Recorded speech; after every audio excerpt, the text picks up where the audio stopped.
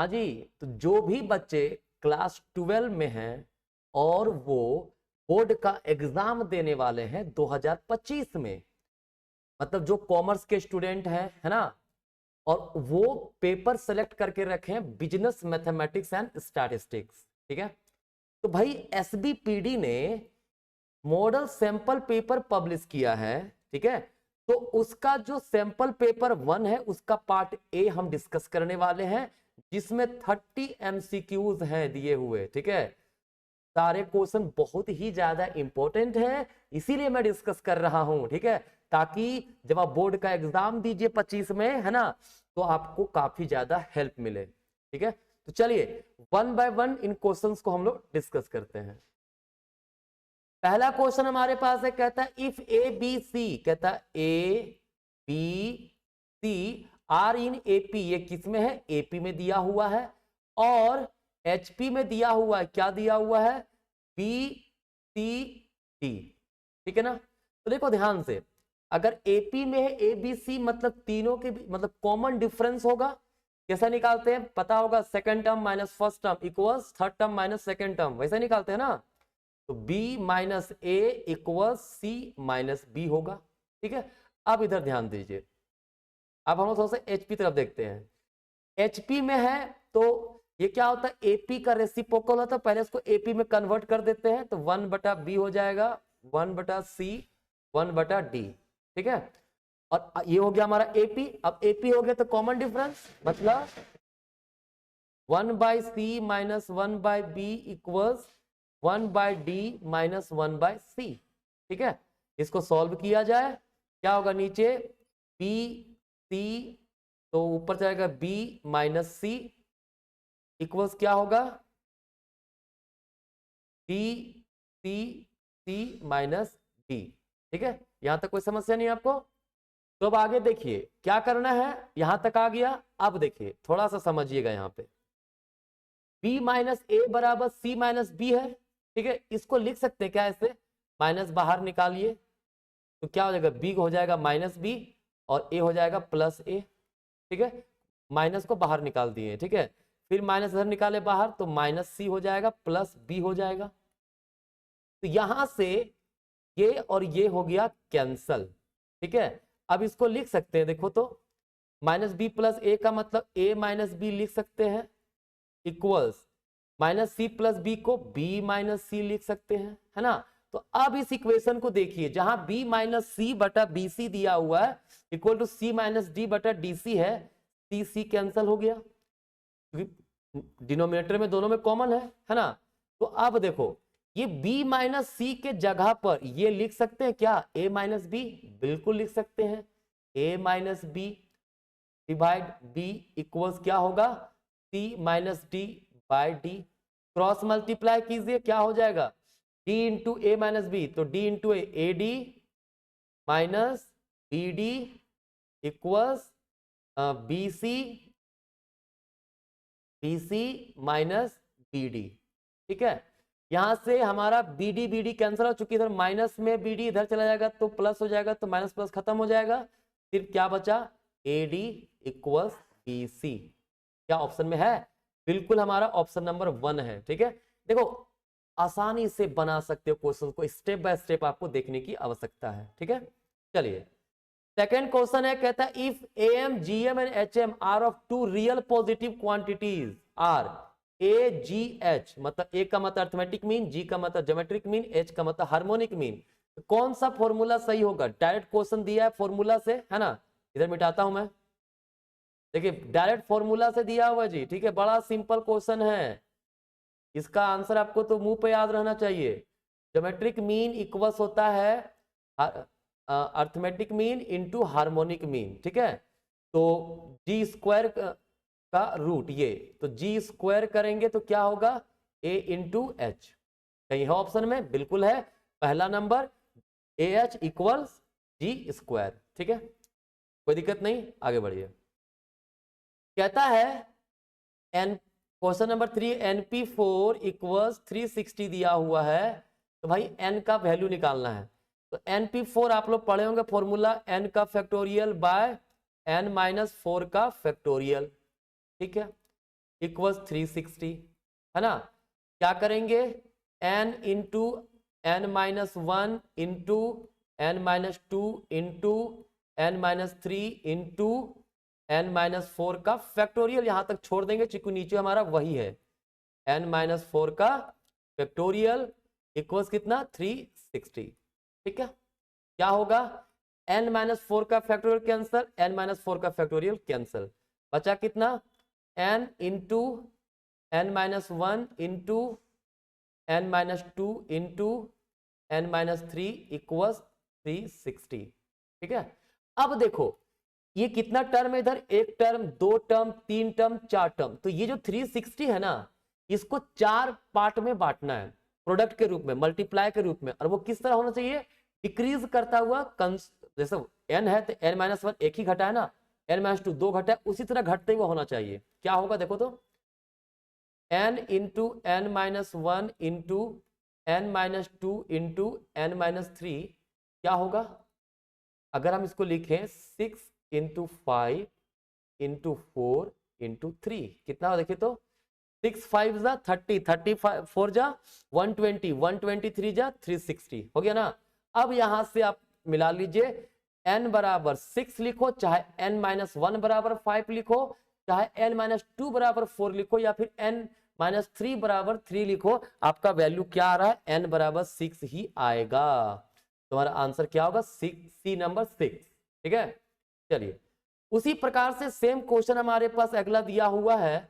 अगला क्वेश्चन क्या है, मुझे उम्मीद है जैसे से मैं लिखते आता आपको लिखते जाना है, ठीक है, या फिर पॉसिबल हो तो स्क्रीनशॉट ले लीजिएगा। ठीक है, NP3 है, जल्दी से बनाते हैं, 60, n का वैल्यू निकालने बोला तो n का फैक्टोरियल बटा n माइनस 3 का फैक्टोरियल, ठीक है, बराबर 60। क्या होगा, n into n minus 1 into n minus 2 into n minus 3 का फैक्टोरियल, नीचे जो है वही आ जाए, छोड़ देना वहां तक, n माइनस 3 का फैक्टोरियल इक्वल 60।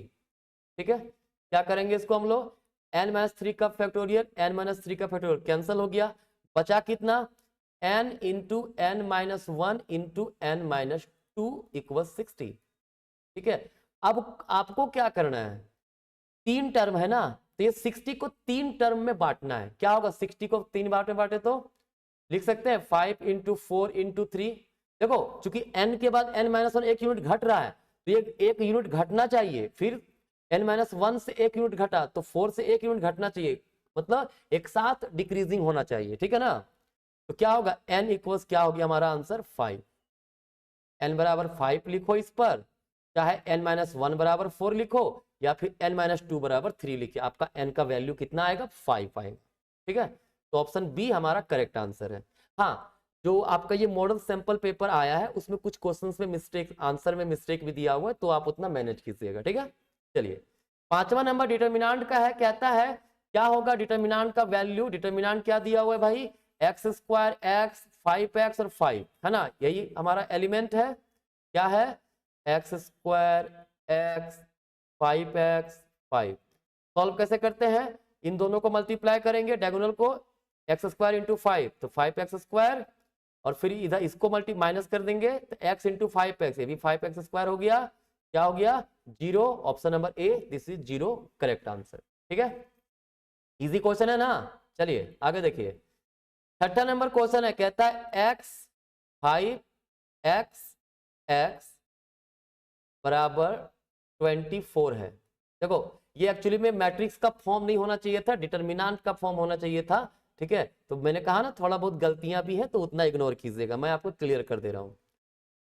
तो x का वैल्यू निकालने बोला, क्या होगा, क्रॉस मल्टीप्लाई करेंगे, x into x square minus 5x equal 24।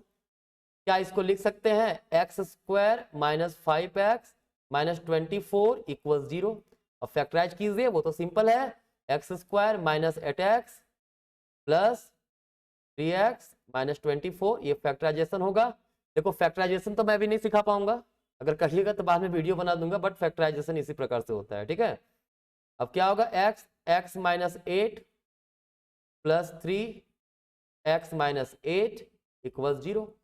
क्या आएगा, हमारे पास दो वैल्यू है, x प्लस 3 और एक आ गया x माइनस 8 इक्वल 0।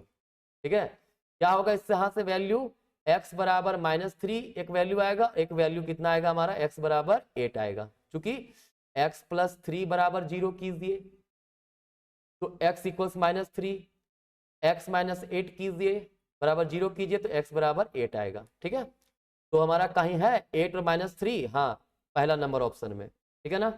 चलिए इजी क्वेश्चन लग रहा है ना, कोई दिक्कत बहुत डिफिकल्ट वाला सिचुएशन तो नहीं है। 7 नंबर क्वेश्चन है, कहता है दो मैट्रिक्स इक्वल में दिया हुआ, इक्वल है, ठीक है, दोनों इक्वल में है। तो इक्वालिटी ऑफ मैट्रिक्स क्या होता है कि इसका जो एलिमेंट है वो दूसरे एलिमेंट के बराबर होता है। यहाँ पे पूछा एक्स वाई जेड का वैल्यू, तो एक्स जहां पे वही पोजीशन में यहाँ क्या 5 है तो एक्स बराबर 5 हो गया। जहां पे वाई है, वाई की जगह इसमें क्या है 1 है तो वाई बराबर 1 हो गया। जेड की जगह पे क्या यहाँ पे 2 है तो जेड बराबर 2 हो गया। कितना सिंपल था, 5 1 2, 5 1 2, option number 1 clear.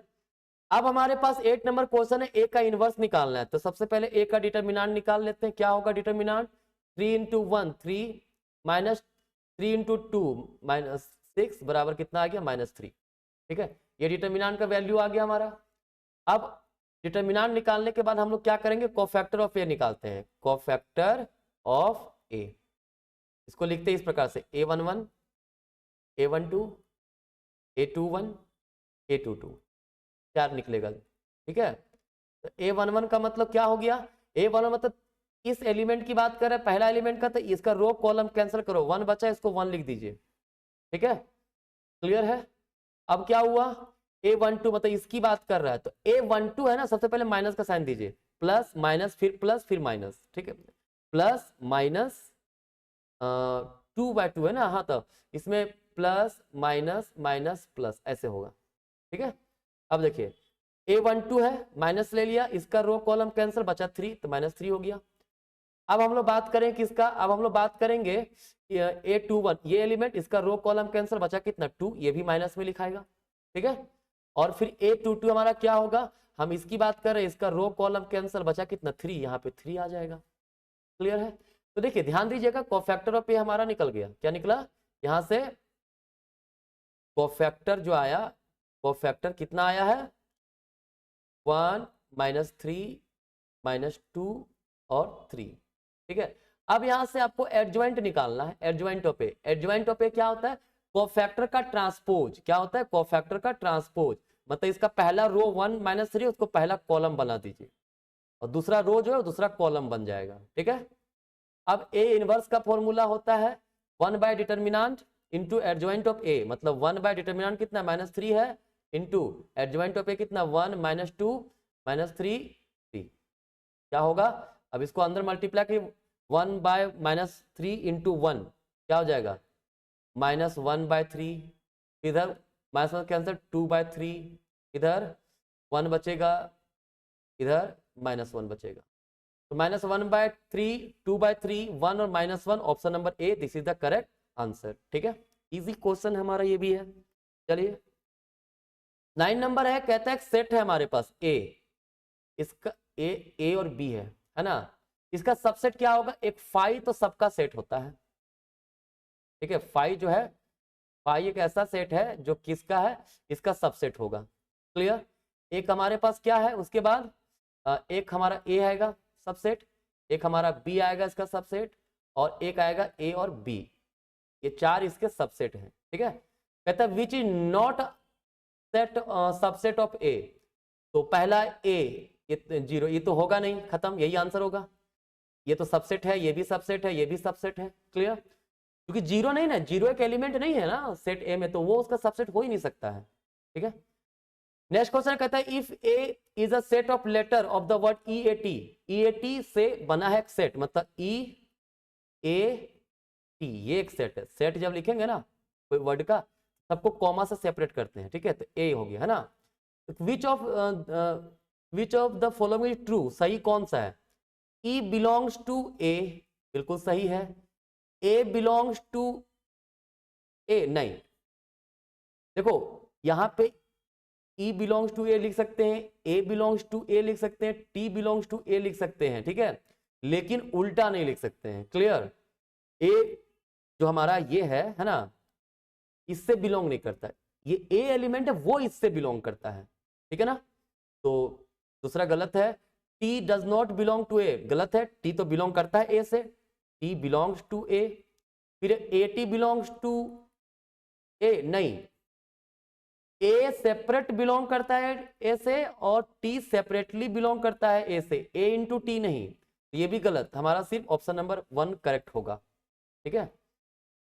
Next question है, if X square E power X then is equal to, question में मिस्टेक है, ठीक है। इसमें डिफरेंशिएशन निकालना है, डीवाई बाई डी एक्स निकालना है, ठीक है। क्या होगा, u इंटू वी के फॉर्म में प्रोडक्ट रूल, तो क्या होगा, ई स्क्वायर बाहर निकल, डिफरेंशिएट कीजिए ई एक्स को एक्स के रिस्पेक्ट में, प्लस एक बार ई एक्स बाहर निकालिए, डिफरेंशिएट कीजिए एक्स स्क्वायर को एक्स के रिस्पेक्ट में, क्या होगा, एक्स स्क्वायर इंटू ई एक्स प्लस ई एक्स इंटू 2x, क्या होगा यहाँ से, दोनों तरफ हमारे पास देखा जाए तो x और ई एक्स कॉमन है, निकाल दिए बाहर, बचा कितना है इसमें x प्लस यहाँ बचा 2, ठीक है। तो ऑप्शन देखो डी में वही है ना, हाँ ये सजा के लिख दिया, x इधर लिखा फिर x प्लस 2 लिखा और ई एक्स को इधर लिख दिया, कोई फर्क नहीं पड़ता, एक ही चीज है ना, आपको कंफ्यूज करने के लिए दिया था, क्लियर हो गया। अब है कहता है y बराबर एक्स क्यूब है, तो डीवाई बाई डी एक्स क्या होगा, अरे भाई एक्स क्यूब है तो डिफरेंशिएशन तो हम लोग जानते हैं x का पावर n रहता है तो उसका डिफरेंशिएशन क्या होता है n, x का पावर n माइनस 1, तो x का पावर 3 क्या होगा, 3 बाहर, x 3 में 1 चला गया 2, 3x square, option number 1 A correct answer है, ठीक है, कोई दिक्कत नहीं यहां तक। चलिए अब 13 नंबर है, कहता है x का पावर 6 को इंटीग्रेट कीजिए x के रिस्पेक्ट में, तो आपको पता होना चाहिए x का पावर अगर n होता है ना उसको इंटीग्रेट कैसे करते हैं, x का पावर n प्लस 1 होगा whole divided by n plus 1 plus constant c लिखते हैं, तो x का पावर 6 है तो क्या हो जाएगा, x का पावर 6 प्लस 1 मतलब 7 divided by 7 plus c, x का power option number B correct answer, ठीक है। नेक्स्ट है फाइंड द वैल्यू ऑफ, फिर वैसे पूछा है 16 x का पावर -3 है तो इसको इंटीग्रेट करना है, क्या होगा 16 x का पावर -3 प्लस 1 तो -2 बचेगा, नीचे भी -2 बचेगा प्लस कांस्टेंट c, ठीक है। तो क्या बच गया यहाँ पे -8 x का पावर -2 प्लस c, ठीक है। अब यहाँ पे आंसर तो इतना ही, अच्छा पूरा नहीं दिया है, आंसर वहां सी होगा, ठीक है, सी ही होगा हमारा आंसर, इसमें आगे लिखा नहीं है, प्लस सी नहीं लिख पाया, यहाँ पे प्लस सी होना चाहिए, क्लियर। चलिए 15 नंबर क्वेश्चन है, मीन ऑफ द 5, देखो मीन निकालने बोला, किसका मीन कैसे निकलता है, सब टर्म को जोड़ देंगे नंबर से डिवाइड कर देंगे, 5 8 11 16 प्लस 15 बटा कितना टर्म है, 5 टर्म है, 5 कितना हो गया 8 5 13 11 13 11 हो गया 24 24 और 16 हो गया 40 और 55 15 55 हो गया 55 बटा 5 कितना होगा 11, option number B this is the correct answer, ठीक है। चलिए 16 number, for calculation of arithmetic mean the class interval should be, क्या होना चाहिए, देखो अगर मीन निकालना है तो चाहे एक्सक्लूसिव हो चाहे अनइक्वल हो चाहे इक्वल हो, सब जगह मीन निकाला जा सकता है, ऑल आर पॉसिबल होगा। इसमें वैसे मॉडल सेट में आंसर दिया इक्वल, ऑप्शन नंबर सी, ठीक है, बट ऐसा नहीं है, सब में निकल जाएगा, ठीक है। 17 मीडियन निकालना है, मीडियन में क्या करते हैं, सबसे पहले डेटा को अरेंज करते हैं असेंडिंग या डिसेंडिंग ऑर्डर में, ठीक है, तो पहले असेंडिंग में अरेंज कर दे रहे हैं, 40 फिर 50 है फिर 60 है फिर 80 है फिर 90 है फिर 100 है और देन 170 है, कितना टर्म हुआ 1 2 3 4 5 6 7, n बराबर कितना हो गया 7, तो मीडियन बराबर क्या होता है n plus 1 by 2th term, n plus 1 by 2th term, n हमारे पास 7 है, क्या होगा 7 प्लस 1 बाय 2 मतलब 8 बाय 2 4th टर्म, n का 7 7 प्लस 1 लिख दिए 8 बाय 2 है ना, तो 4th टर्म कौन सा 80 है ना, पहला टर्म 40 सेकंड 50 तीसरा 60 चौथा 80, ऑप्शन ए होगा, ठीक है। Next 18 number, the sum of absolute deviation of the item of the series is minimum from, देखिए अगर सम निकालें x हमारे पास आइटम है, सम ऑफ डेविएशन, ठीक है, तो x में अगर माइनस करते हैं x बार इस तरह से निकालते हैं तो ये 0 हो जाता है, लेकिन अगर सम करें x सीरीज से मीडियन माइनस करें तो ये मिनिमम होता है। क्या होता है? मिनिमम होता है। ठीक है, क्लियर है? तो वही पूछा है, sum of the absolute deviation of the item. ठीक है, तो absolute deviation from the mean हुआ, ये फ्रॉम द मीडियन हुआ। क्लियर? तो हमारा आंसर मीडियन होगा, बी नंबर। 19 नंबर है, if the mean is, mean दिया हुआ है हमारे पास कितना 31.25, मीडियन दिया हुआ है हमारे पास 31.5, देन मोड, मोड का फॉर्मूला होता है 3 मीडियन माइनस 2 मीन। ठीक है ना, क्या होगा 3 इंटू 31.5 माइनस 2 इंटू 31.25, क्या हो जाएगा 15 5 लेफ्ट 1 4 94 माइनस 0.5026, कितना हो जाएगा 4 में 2 गया 2, 32, 32 है, बिल्कुल है, option number B this is the correct answer. ठीक है, चलिए अगला क्वेश्चन तो वही दिया हुआ है विच इज ट्रू। तो देखिए ऑप्शन सी है ना, मोड बराबर 3 median minus 2 mean, this is the correct answer. ठीक है, 21 नंबर है, जीएम ऑफ 2 नंबर्स है ना, जीएम निकालना है 2 नंबर का, किसका 4 एंड 16 का, तो 4 इंटू 16 गुना करके रूट दे देंगे, क्या आएगा 64 का रूट मतलब 8। ठीक है, option number A this is the correct answer. 22 number है, GM is nth root of sum of n terms. नहीं, अगर n नंबर ऑफ टर्म्स है, x1 है, मान लीजिए हमारे पास टर्म है x1 है, x2 है, x3 है, डॉट डॉट डॉट xn तक है, तो ये सबका प्रोडक्ट होता है, प्रोडक्ट का n नंबर रूट, ये होता है जीएम। ठीक है, यहाँ सम लिख दिया, प्रोडक्ट रहता तो आंसर हो जाता सही। ठीक है, तो ये हमारा क्या है, ये हमारा फॉल्स है। अब है the GM of 2 number 4 and 16 will be, अच्छा ये तो क्वेश्चन अभी भी था, सेम क्वेश्चन दे दिया है, 8 नंबर होगा ये option A. 24 average speed can be calculated by, देखिए एवरेज स्पीड जब निकालना होता है ना व्हीकल्स का, गाड़ी वगैरह का, तो हम लोग हार्मोनिक मीन यूज करते हैं, बस इतना दिमाग में रखिए अभी। ठीक है, नेक्स्ट है least square method use to calculate trend, बिल्कुल ट्रू है, जब ट्रेंड वैल्यूज निकालना होता है टाइम सीरीज एनालिसिस में आप लोगों ने पढ़ा होगा, वहां एक लिस्ट स्क्वायर मेथड है जिसके द्वारा हम लोग ट्रेंड निकालते हैं। ठीक है, 26 नंबर है, इरेगुलर मूवमेंट अकर्स पीरियडिकली, नहीं इरेगुलर है ना, तो वो रैंडमली होता है, पीरियडिकली नहीं होता है। ठीक है, तो फॉल्स होगा। कहता a die is thrown, the probability of getting a digit more than 3, देखो मोर देन 3 का मतलब क्या हुआ 4 या 5 या 6। ठीक है, तो टोटल नंबर फेवरेबल इवेंट 3 हुआ, एक डाइस में टोटल नंबर 6 होता है, तो 3/6 मतलब 1/2, ऑप्शन नंबर ए। ठीक है, फिर कहता है next number, if an event can not take place the probability will be, अगर एक इवेंट जो नहीं हो पा रहा हो तो उसका प्रोबेबिलिटी क्या होगा 0 होगा। देखो प्रोबेबिलिटी 0 1 के बीच में आता है। ठीक है, नहीं होगा 0, 100% होगा तो 1। Clear, next the method of interpolation are, none of these, बहुत सारे मेथड है भाई, एक दो मेथड नहीं है।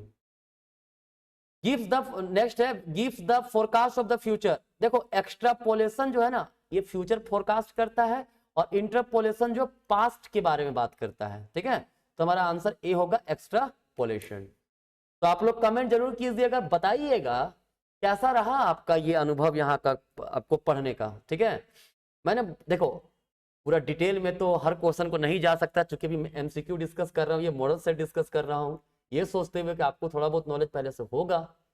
तो मेरा तो हो गया आज का वीडियो यहीं तक। ठीक है, मिलेंगे नेक्स्ट क्लास में, तब तक के लिए सभी को धन्यवाद।